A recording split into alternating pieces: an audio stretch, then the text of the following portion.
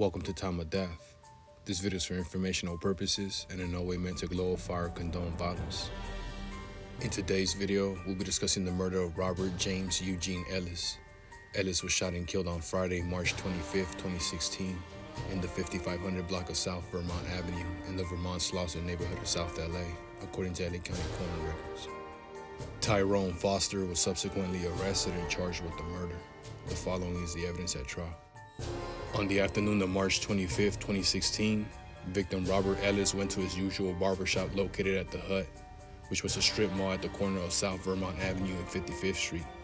The Hut is a known hangout for the Five Dudes Hoovers and the 5-1 Troubles, and members in both gangs were customers of the barbershop.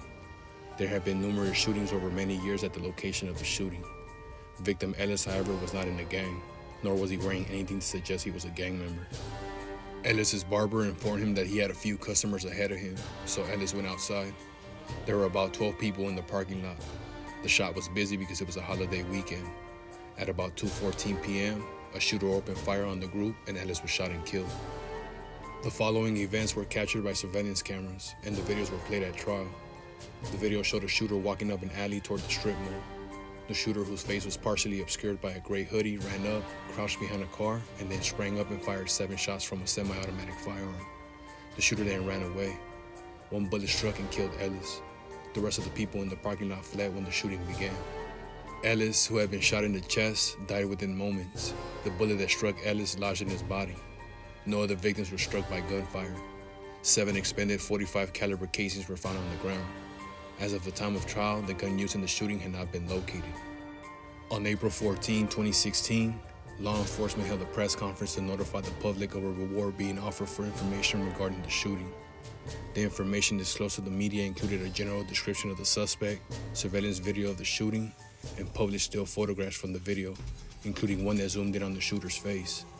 The next day, Detective Eric Crossan of the LAPD received tips identifying 5 or 6 different people as the suspect. One of the tips led Detective Crossan to locate a Facebook page for someone with a profile named $Fatal. The account included photographs of defendant Foster. Crossan learned Foster's name by speaking with gang officer Robert Smith, who knew Foster. Detective Crossan obtained search warrants for 2 residences associated with Foster, several phone records, and Facebook accounts. In one of the residences, officers found mail with Foster's name on it and a shoebox with gang graffiti on it. The records obtained from Facebook revealed the telephone number for a cell phone that was used to upload photographs to the account. After obtaining the cell phone records and cell tower information associated with the number, officers obtained an arrest warrant for Foster. Foster was arrested on May 5, 2016 and was taken to 77th Station. Video footage of Foster showed him walking with the same distinctive gait visible in the video of the shooting, with his feet turned out at the 10 and 2 o'clock position. The police placed Foster in the cell with an undercover agent as part of a Perkins operation. The agent was wearing a hidden camera that recorded both video and audio. Video and audio recordings from the body camera were played at trial. When Foster first entered the cell, he asked the agent what he was in for, and the agent said he was in custody for a hot one, meaning a murder. Foster said, "Me too." Foster asked the agent about the status of his case and the nature of the evidence against him. The agent talked about his purported offense and told Foster the police had camera footage of his whole face and body, but did not have footage of the shooting itself. Foster stated that in his case, the police could not just go off video footage because if they just got part of me or anything, that could be anybody. He added that the police did not have my weapon, no clothing, no witness. The agent asked Foster what area he was from, and Foster answered from Fodes.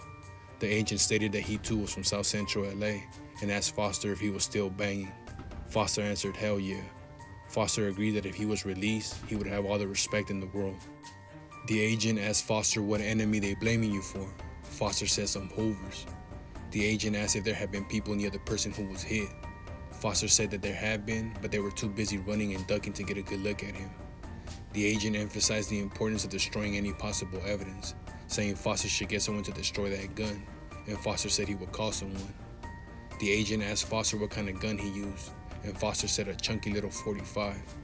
Foster said the police had little to go on because he had not shouted out his gang's name when he committed the shooting. Officers took Foster's cell phone at the time of his arrest. The phone was later searched. The location data for Foster's phone was consistent with him being in very close proximity of the crime scene at the time of the shooting. Usage data from the phone indicated it was used heavily both before and after the shooting. but was turned off for the period between 2:17 p.m. and 2:46 p.m. Foster's search history reflected that he began investigating news reports of the shooting on March 25th before the lead detectives had even responded to the scene. His web search results between March 25th and March 27th included a search for Vermont and 55th shooting, and various other crimes including some committed in South LA and some committed out of state. On April 27, he searched for how long can gunpowder last on your clothes. Officer Robert Smith testified as a gang expert. He had extensive experience with the Rollin and had numerous encounters with Foster. He had known Foster to be a gang member since at least 2013.